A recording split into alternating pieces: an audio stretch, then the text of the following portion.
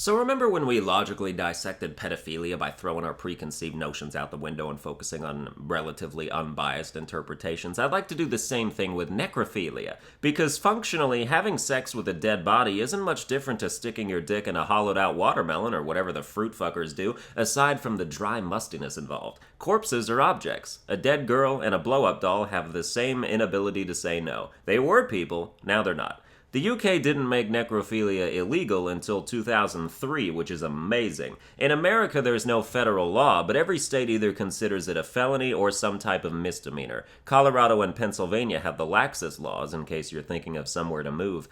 Necrophilia is most commonly observed in birds and reptiles specifically, as far as animals go, usually due to still active sex pheromones or the presentation of the corpse. They can't even tell it's dead while they're banging it. But there's an awful lot of gay necrophilia among animals too, which is weird, so it's not even just for procreation purposes. Although speaking of procreation, there is apparently an Amazonian frog that can squeeze eggs out of dead females and then fertilize them. It's scientifically known as functional necrophilia. You spent many years of your life not knowing that, and now you can never go back. You're welcome.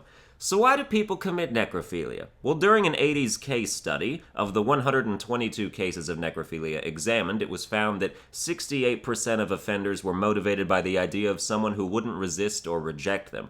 21% were attached to a recently departed loved one. Only 15% were actually sexually attracted to corpses. 15% did it because they were lonely, and 12% did it to combat low self-esteem. So ladies, if you're ever not feeling your best in the morning, just head on over to the local cemetery and dig up some confidence. Those numbers don't all add up to 100, but I assume some people had more than one reason.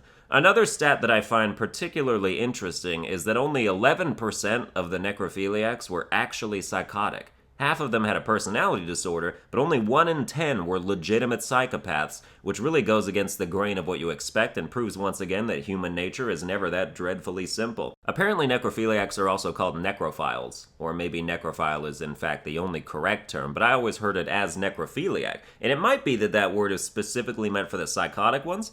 I've just never said the word necrophile before, and it's weird to get used to, but I guess I'll try to default to it.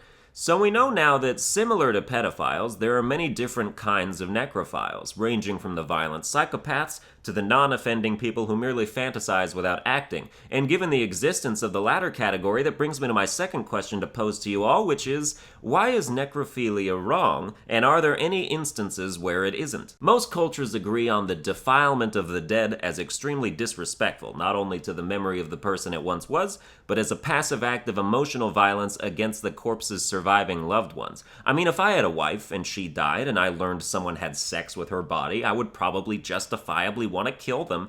But at the same time, if I had a wife and someone murdered her, the murderer is only charged with murder, not also charged with like a third-degree emotional offense to me.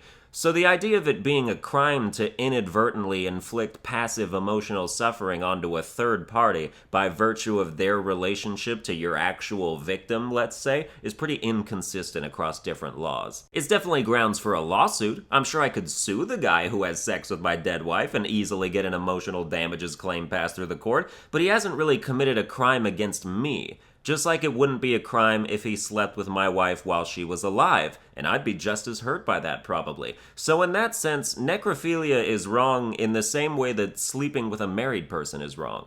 But it's not illegal to do that. Another reason people bring up would be diseases and the general unsanitation of it all. Contrary to popular belief, dead bodies don't spread diseases unless the victim died of an actual spreadable disease. If a chick just got her head bashed in, you won't get tuberculosis from shagging her. Whenever a mass of people die in a natural disaster, a ton of manpower goes into burying them quickly and applying disinfectant. But time and time again, experts have said it's an unnecessary waste, as dead bodies do not inherently constitute a health hazard. There's a reason morticians are always stereotyped as necrophiles, and that's because they're the safest possible choices. They clean and preserve the bodies so well that it's actually more dangerous for them to fuck a living person. The more I think about it, the more it doesn't logically make sense to me that necrophilia is any more illegal than cheating on your wife, and that's only if you're doing it to some stranger. Imagine it's your own wife who died. She has no living relatives, it's just you alone trying to hold on to what you had. Honestly, who else's business is that but yours?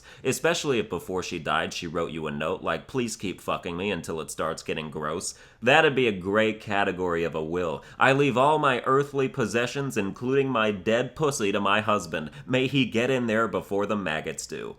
Well, that's going to do it for this episode. I hope you enjoyed it. If you did, you can like, share, and subscribe, and I'll see you guys next time.